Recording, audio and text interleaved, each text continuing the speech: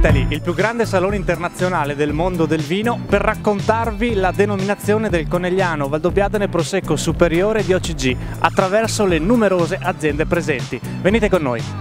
Condividere la storia per determinare il futuro. Comincia con questo messaggio, il nostro racconto dallo stand della famiglia Carpenè Malvolti, un'azienda pioniere del settore e della denominazione. Sì, reduci dal 150esimo che abbiamo festeggiato l'anno scorso, quest'anno abbiamo il privilegio di festeggiare appunto una ricorrenza altrettanto importante, non meno importante, il 95esimo dalla prima volta in cui apparve in etichetta la parola Prosecco. Il termine Prosecco insieme ad una identificazione geografica che per prima Etiele Carpenè, la nostra seconda generazione, decise di riportare in etichetta, ante litteram, perché allora non esistevano ancora le denominazioni, e lui scrisse che quello era appunto il Prosecco, il vino amabile pregiato dei Colli di Conegliano. Quindi anticipò per circa 45 anni la prima denominazione di riconoscimento del vino italiano.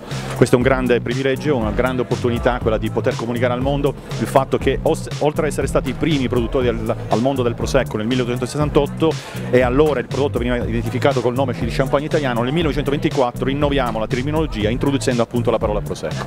Un anniversario altrettanto storico, altrettanto importante per tutto il territorio e non solo per la nostra azienda.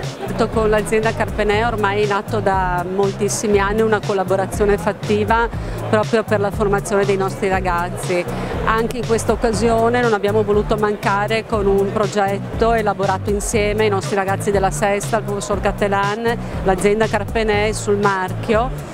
Devo dire che davvero i ragazzi hanno fatto un lavoro meritevole, ma abbiamo avuto il grande sostegno della Carpenè, che ci ha dato l'input per lavorare in una certa direzione, e poi i nostri ragazzi ci hanno messo ovviamente il loro contributo fondamentale con i loro docenti.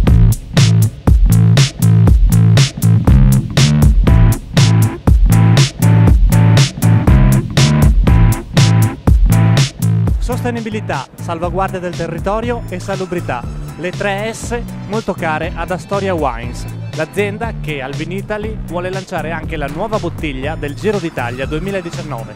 Questa è la testimonianza ulteriore che Astoria comunque è attenta ed è presente in più ambiti, in più comparti.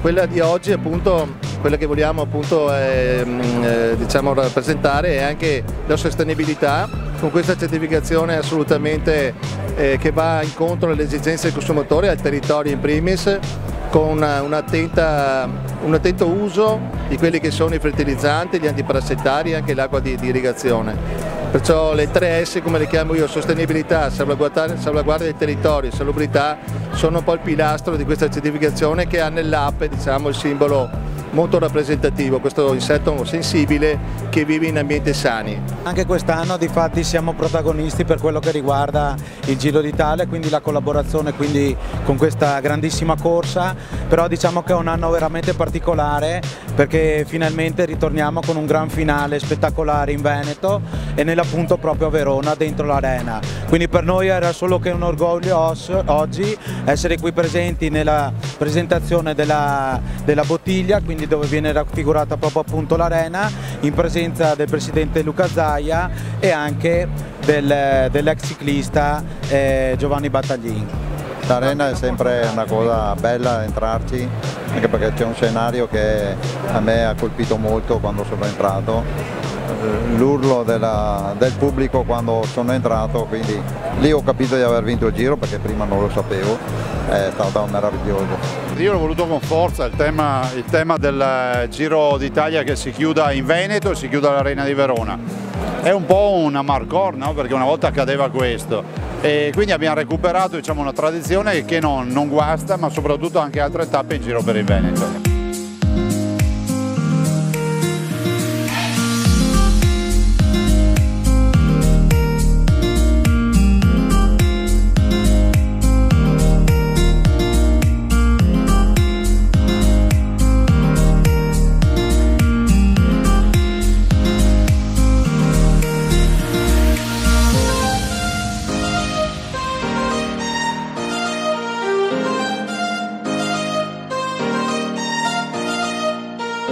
Anni di tutela, 3 secoli di storia, con il presidente Innocente Nardi, presidente del Consorzio di tutela del Conegliano Valdobbiadene Prosecco Superiore di OCG, qui a Vinitaly, l'occasione per celebrare ancora una volta questo anniversario davvero particolare.